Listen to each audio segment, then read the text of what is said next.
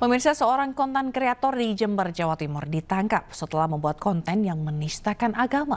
Ia ditangkap di Pulau Bali setelah dilaporkan ormas keagamaan. Rahasia lagi, banyak orang yang sangat meyakini bahwa Nabi Muhammad sesungguhnya hanyalah tokoh. Inilah konten yang dibuat Donald Ignatius dan berisi pendapatnya soal Nabi Muhammad. Pernyataan konten kreator asal Jember ini viral dan meresahkan karena menyebut Nabi Muhammad merupakan tokoh fiktif. Setelah mendapat laporan dari organisasi keagamaan, Polres Jember bergerak cepat dan menangkap Donald Ignatius di Pulau Bali yang juga menjadi tempatnya membuat konten tersebut. Kamu cuplik nggak itu? Enggak kan? Enggak kamu cuplik, enggak kamu sebutkan tuh. Yang menyatakan itu enggak kamu cuplik. Saya sampaikan. Kamu sampaikan. Ya. Ya gini aja Mas, interogasi aja ke Polres dulu ya. Kita di sana. Bawa baca. Setelah diperiksa intensif, polisi akhirnya menetapkan Donald Ignatius sebagai tersangka. Ia diketahui pernah dipenjara 2 tahun karena kasus ujaran kebencian. Fiktif artinya tokoh ini adalah tokoh hasil imajinasi atau tokoh imajiner yang tidak sungguh-sungguh pernah ada.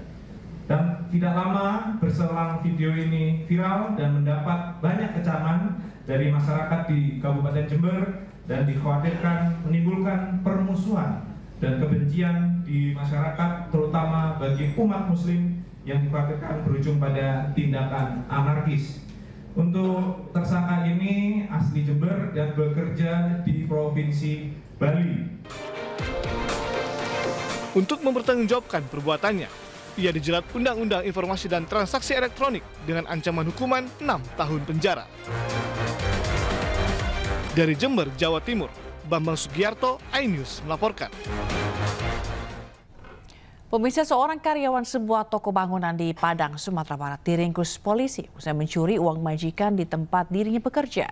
Pelaku nekat mencuri hanya untuk memenuhi keinginan bergaya hidup mewah.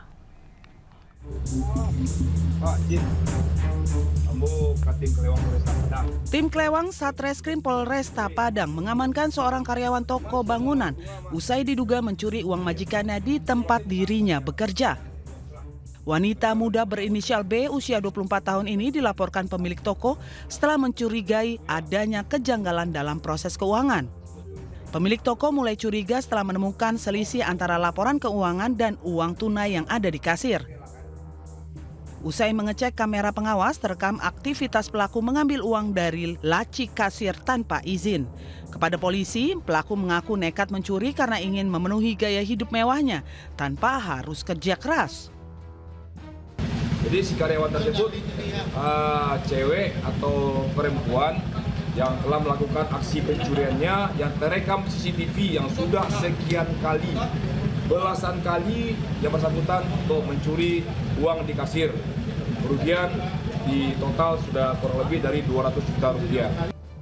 Kasus ini menjadi pengingat bagi pelaku usaha untuk meningkatkan sistem pengawasan dan pengelolaan keuangan internal agar kejadian serupa tidak terulang kembali. Pemirsa, aksi demonstrasi yang melibatkan ratusan mahasiswa dari berbagai kampus di Gorontalo berakhir ricuh. Unjuk rasa awalnya berjalan damai dan berubah menjadi bentrok antara mahasiswa dan polisi.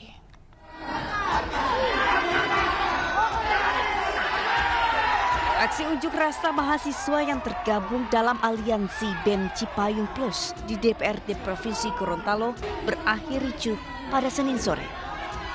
Para mahasiswa menyuarakan kebebasan berpendapat dan maraknya aksi premanisme di Gorontalo. Kericuhan berawal dari aksi saling dorong antara mahasiswa dan aparat keamanan, baik polisi dan Satpol PP. Massa semakin ricuh saat anggota Satpol PP berusaha untuk memadamkan api, namun mengenai wajah salah satu pendemo. Massa aksi pun melempari gedung dan aparat pengamanan dengan batu. Kericuhan pun berhasil diredam aparat keamanan dibantu massa aksi lainnya. Dari kota Gorontalo, Nur Faizi, Lahasan, iNews melaporkan. Seorang pemuda dibekuk polisi karena diduga akan melakukan penyerangan di Makassar, Sulawesi Selatan. Polisi menemukan busur panah dan parang yang dibawa pelaku dan 2 temannya yang berhasil kabur.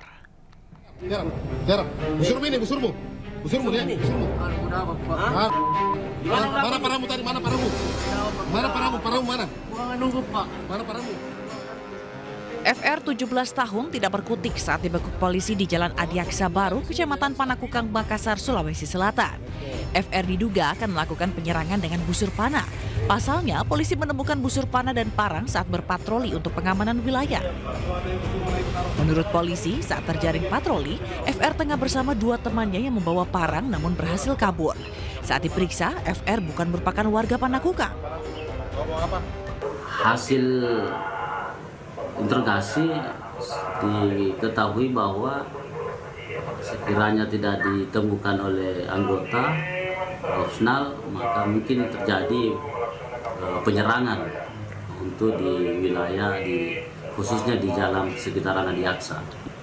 Ada 1 anak panah busur berikut dengan sebuah ketapel. Maraknya teror busur panah di wilayah Makassar membuat Kapolrestabes Makassar memperlakukan undang-undang darurat dengan ancaman hukuman 10 tahun penjara. Aparat juga diminta bertindak tegas hingga tembak di tempat terhadap para pelaku yang mengancam keselamatan warga. Dari Makassar, Sulawesi Selatan, Muhammad Nurbone, iNews melaporkan.